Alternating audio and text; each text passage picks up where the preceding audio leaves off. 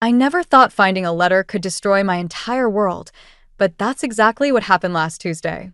My name is Harper, and up until that moment, I'd been living in my twin sister's shadow, playing the role of the other Lawson daughter.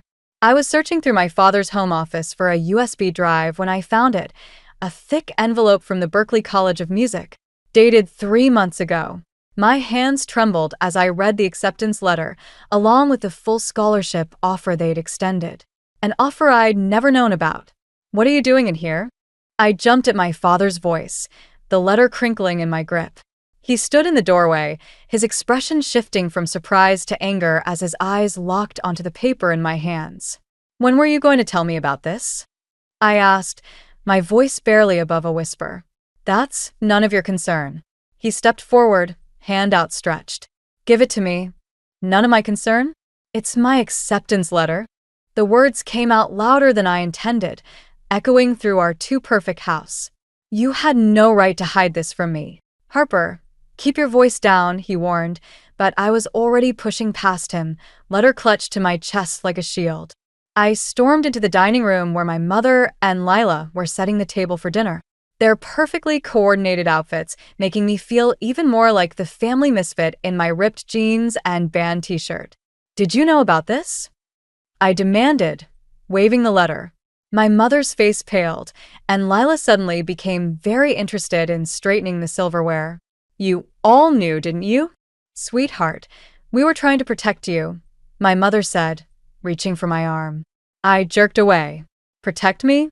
From what? Success? Happiness? Following my dreams? From throwing your life away on a pipe dream?" My father cut in, his voice hard. "Your sister is heading to medical school. She has a real future ahead of her. This music nonsense." "Nonsense." I laughed, but it came out more like a sob. "They offered me a full scholarship. They think I'm good enough, but you couldn't even give me the chance to decide for myself." "That's enough." His fist came down on the dining room table, making the china rattle. "You're a Lawson. You have responsibilities, expectations to meet. I won't have you wasting your potential on." "On what, Dad? On being happy? On not being exactly like Lila?" The silence that followed was deafening. Lila wouldn't meet my eyes, and my mother looked like she wanted to disappear into her expensive silk blouse. "As long as you live under my roof," my father said quietly, dangerously, "you will follow my rules." End of discussion. I looked down at the crumpled acceptance letter in my hands, then at my perfect twin sister, my controlling father, and my silent mother. In that moment, something inside me snapped. Maybe I shouldn't live under your roof anymore. The words hung in the air like a threat, or a promise. After that explosive dinner, I retreated to my room, hands still shaking as I shoved clothes into a duffel bag. The acceptance letter lay on my bed like a lit fuse, waiting to blow my life apart again. A soft knock at my door made me freeze. "Harper." It was Lila. Of course it was Lila. "Go away," I muttered, but she came in anyway. That was the thing about twins. Personal boundaries didn't seem to exist. She stood there in her perfectly pressed outfit, looking like she'd stepped out of a prep school catalog. "You're not really leaving, are you?" I yanked open another drawer. "Watch me." "You're being dramatic," she said, perching on the edge of my bed. "Just apologize to Dad and—" "Apologize." I spun around, a handful of t-shirts clutched to my chest. "For what? For having dreams? For not wanting to be another cookie-cutter Lawson success story?" Lila flinched. "That's not fair." "No, you know what's not fair? That you knew about this letter and didn't tell me." I watched her face carefully, saw the guilt flash across it. "How long did you know?" She looked down at her hands. 3 weeks. The betrayal hit like a physical blow. 3 weeks? We share everything, Lila. Or at least I thought we did. Dad made me promise. Of course he did. I laughed bitterly. And perfect Lila always does what Daddy says, right? Her head snapped up, eyes flashing. You think this is easy for me? Being the perfect one? Do you have any idea what it's like having to maintain these impossible standards while you get to be you? That stopped me cold. What's that supposed to mean? You get to be different, Harper. You get to revel and play your music and wear whatever you want. Meanwhile, I'm trapped being exactly who they want me to be, and I'm so tired of it I can barely breathe sometimes. I stared at my sister, really looked at her for the first time in years. The perfect posture, the immaculate appearance, it was all armor, I realized. Just like my rebellious attitude was mine. Then why don't you do something about it? I asked, softer now. She stood up, pacing the room. Because someone has to be the good daughter. Someone has to meet their expectations. And since you won't, that's not fair and you know it. Life isn't fair, she snapped, then caught herself. When she spoke again, her voice was controlled, measured, just like our mother's. Look, I know you're angry, but running away isn't the answer. I zipped up my duffel bag.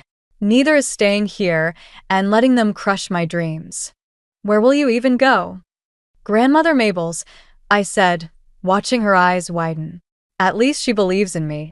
Lila reached for my arm. Harper, please. If you leave, everything will fall apart. I pulled away gently. Maybe everything needs to fall apart before it can be rebuilt. She stood there, looking lost in a way I'd never seen before. For a moment, I saw past the perfect facade to the scared girl underneath, my twin, my other half, trapped in a cage of expectations she never asked for. You could come with me, I offered quietly. She shook her head, tears in her eyes. You know I can't. No, I said, shouldering my bag. You won't. There's a difference. I left her standing there in my room, surrounded by the remnants of the life I was leaving behind. Grandmother Mabel's house always smelled like cinnamon and rebellion. She opened the door before I could even knock, as if she'd been expecting me. Maybe she had been news travels fast in our family, especially the scandalous kind. I was wondering when you'd finally break free, she said, pulling me into a hug that smelled of home-baked cookies and understanding. Come in before you catch your death. I followed her into the living room, where her old upright piano stood like a sentinel against the wall. The same piano where I'd first learned to play, hidden away from my father's disapproving glare. Your father called, she said, settling into her favorite armchair. Quite the performance at dinner, from what I heard. I sank onto the piano bench, running my fingers along the familiar ivory keys. Did he tell you to send me home? He did. She smiled, that mischievous glint in her eye that always made her look decades younger. I told him to go jump in the lake. That startled a laugh out of me. You didn't. Oh, but I did. And then I told him something else. Something he needed to hear a long time ago. She leaned forward, her expression growing serious. Did you know your father once had dreams just like yours? I stopped playing with the keys. What? Mitchell was quite the guitarist in his youth. Had a band and everything. Your grandfather shut that down faster than a speeding ticket. She shook her head. History has a funny way of repeating itself. The revelation hit me like a punch to the gut. Dad played music. Not just played, he lived for it. But your grandfather convinced him it was a waste of time, that he needed to focus on real success. She pulled something from beside her chair, a dusty photo album. Here. The photograph showed a younger version of my father, hair long and wild, clutching a guitar on some dimly lit stage. His smile was different, free, genuine, nothing like the controlled expression he wore now. What happened? Life happened. Fear happened. He chose the safe path, and now he's terrified you'll make the same mistakes he did, but in reverse. She closed the album gently. He's not trying to hurt you, Harper. He's trying to protect you from pain he thinks is inevitable.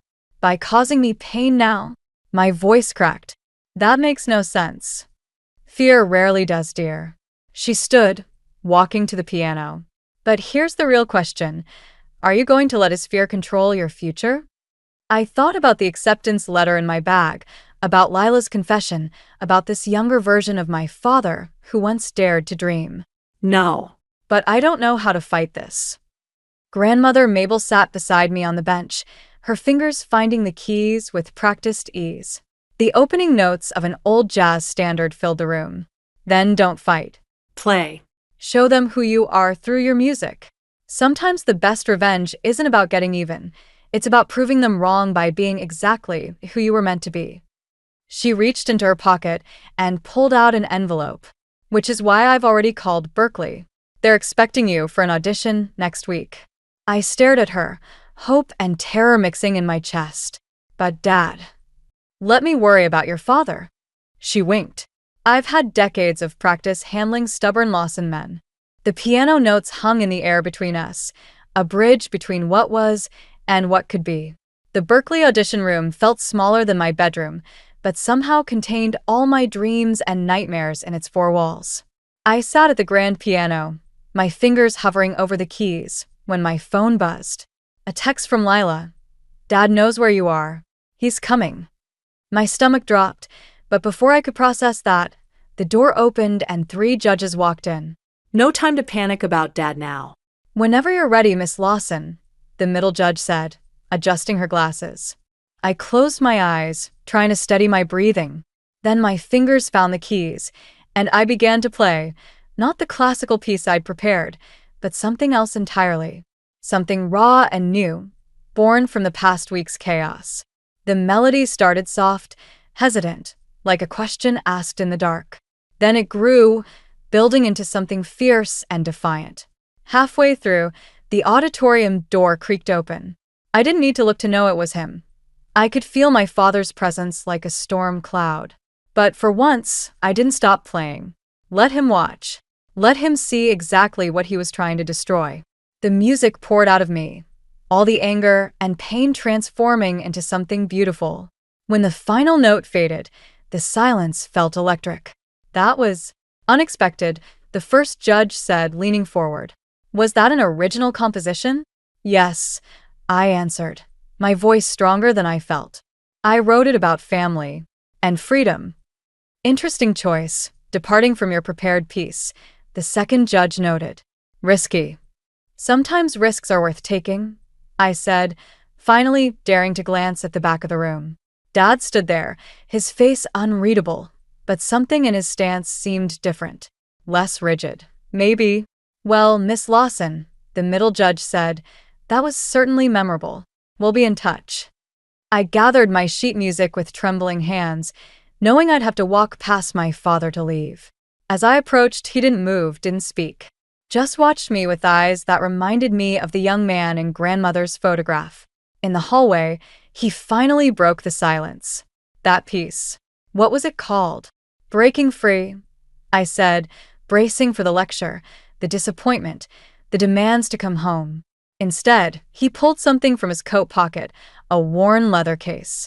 Inside was a guitar pick, edges smoothed by years of use. I used to carry this everywhere, he said quietly. Thought I'd lost it years ago. Your grandmother found it in her attic yesterday. I stared at the pick, this tiny piece of my father's hidden past. Why did you really come here? He closed the case, his fingers lingering on the leather. To stop you from making a mistake. He paused, and for the first time in my life, I saw uncertainty in his eyes. But after hearing you play just now, I'm not sure who's making the mistake anymore. Before I could respond, my phone buzzed again. Another text from Lila. Mom found Dad's old recordings. They're amazing. Harper, there's so much we never knew. I looked up at my father, seeing him clearly for the first time, not as the tyrant who tried to crush my dreams, but as someone who'd had his own dreams crushed long ago. Maybe, I said carefully, it's not too late for either of us to learn from the past. The acceptance letter from Berkeley arrived on the same day as the band invitation. I stood in Grandmother Mabel's kitchen, holding both pieces of paper, feeling like the universe was playing some cosmic joke. Jasper and Noah wanted me to join their band, Midnight Revival, as their lead vocalist and pianist. They had a regular gig at the Underground, one of the city's most popular indie venues. Well, Jasper leaned against the doorframe, his guitar case slung over his shoulder. You in or out? I glanced at the Berkeley letter again. The semester doesn't start for 3 months. Exactly. Noah chimed in from behind him. Perfect timing for a summer residency. We could really make something happen, Harper. Before I could respond, my phone lit up with a text from Mom. Your father's been listening to his old recordings all week. He hasn't done that in 20 years. Harper. Jasper's voice pulled me back. Earth to Harper? I need to think about it, I said, but my fingers were already itching to play, to create something new. That night, we sneaked into the underground for an impromptu practice session. The empty venue felt like a cathedral of possibilities. I sat at the old upright piano while Jasper and Noah set up their equipment. Your dad's really got you spooked, huh? Jasper asked, tuning his guitar. It's complicated, I muttered, running through scales to warm up. Family always is, Noah said, adjusting his drums. But music? That's simple. Either you feel it or you don't. We started playing, and everything else faded away. The song we created that night was raw, unpolished, but alive with something I'd never felt before. Freedom, maybe. Or defiance. Then I heard the door open. Lila stood there, looking completely out of place in her designer clothes. Harper, we need to talk. We're kind of in the middle of something, I said, but she walked straight up to the stage. Dad's selling his guitars, she blurted out. All of them. Even the vintage Gibson. The music screeched to a halt. What? Why? He says if he couldn't make it work, maybe it's better to let go completely. She pulled out her phone, showing me photos of Dad's collection being packed away. But I think he's punishing himself. And you. That's not my problem, I said, but my voice wavered. Isn't it? Lila challenged. You're not the only one who inherited his passion, Harper. The difference is you're brave enough to fight for it. Jasper and Noah exchanged looks. We can give you guys a minute, Jasper offered. No, I said, turning back to the piano.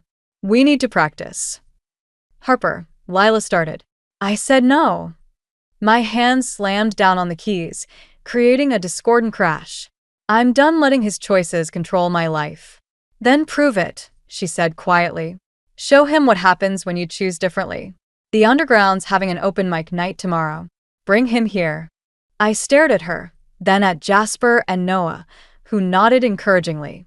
Fine, I said finally, but we do this my way. And Lila, you're going to help me send a message he'll never forget. The smile that spread across my twin's face reminded me of grandmother Mabel's mischievous grin.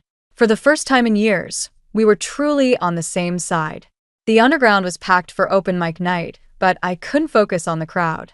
All I could see was Dad sitting in the back row, arms crossed, with Mom and Grandmother Mabel flanking him like guards. Lila had somehow convinced them all to come, though I noticed she kept glancing nervously at her phone. Ready? Jasper asked, adjusting his guitar strap. I nodded, even though my hands were shaking. We'd chosen one of Dad's old songs, one I'd found in his recordings. The ultimate act of defiance. Or reconciliation. I wasn't sure which anymore. Then Lila rushed backstage, face pale. Harper, wait. There's something you need to know. And now, please welcome Midnight Revival, the announcer called. Too late. We took the stage, the lights blinding me to everything except the piano keys before me. I leaned into the microphone, heart pounding. This song, I said, is called Second Chances. Some of you might recognize it. The opening notes filled the venue, and I watched Dad's posture stiffen. He knew this song. Of course he did. He'd written it 25 years ago. But halfway through the first verse, the door burst open. A man I'd never seen before strode in, heading straight for our table. Even from the stage, I could see Dad's face drain of color. Mitchell Lawson, the man's voice carried across the room. Still stealing other people's songs, I see. The music screeched to a halt. Dad stood up slowly, looking like he'd seen a ghost. James, what are you doing here? Protecting my intellectual property. The man, James, held up his phone. Your daughter's little performance was being live-streamed. That's my song she's playing. The room went dead silent. I felt the blood drain from my face as understanding hit. Dad hadn't written the song. He'd stolen it. That's not true, I said into the microphone, but my voice cracked. Dad. He wouldn't meet my eyes. Mom looked shocked, and Grandmother Mabel had her hand over her mouth. Show them the contract, Mitchell, James demanded. The one where you signed over all rights to the songs after I caught you passing them off as your own. People were whispering now, phones recording everything. I watched my father, my strict, principled father, crumble under the weight of a decades-old lie. Harper, he finally said, I can explain. Don't bother. I stood up from the piano, nearly knocking over the bench. I get it now. This isn't about protecting me from failure. It's about protecting yourself from the truth. Jasper tried to grab my arm as I stormed past, but I shook him off. Lila called after me. I tried to warn you. I just found out. I pushed through the emergency exit into the alley, gasping for air. Everything I thought I knew about my father, about his lost dreams, about why he'd tried to stop me, it was all built on lies. The door opened behind me. Harper, Dad's voice was quiet. Please let me. Stay away from me. I turned to face him, tears burning my eyes. You're not just a failed musician. You're a fraud. And you tried to make me feel guilty for wanting what you never had the courage to earn honestly. The look on his face told me I'd finally found the perfect revenge. But somehow, it felt like I'd lost everything in the process. 3 days after the disaster at the underground, I found myself at Grandmother Mabel's piano again, playing nothing in particular, when Lila burst in without knocking. Her perfect appearance was disheveled, and she clutched a leather-bound journal in her hands. You need to see this, she said, dropping it on the piano. I found it in Dad's study while he was meeting with lawyers about James's lawsuit. I didn't move to take it. I'm done with Dad's lies. Just read it. She opened the journal to a marked page. It's not what we thought. The handwriting was Dad's, dated 25 years ago. James took credit for my songs again today. Says nobody would believe a nobody like me wrote them. He's right. Who'd trust some kid from the wrong side of the tracks over a producer's son? But I need this job. Need to prove to everyone I can make it. My fingers froze over the keys. What? Keep reading, Lila urged. More entries followed, describing how James, the producer's son, had systematically stolen Dad's work, threatening to blacklist him if he spoke up.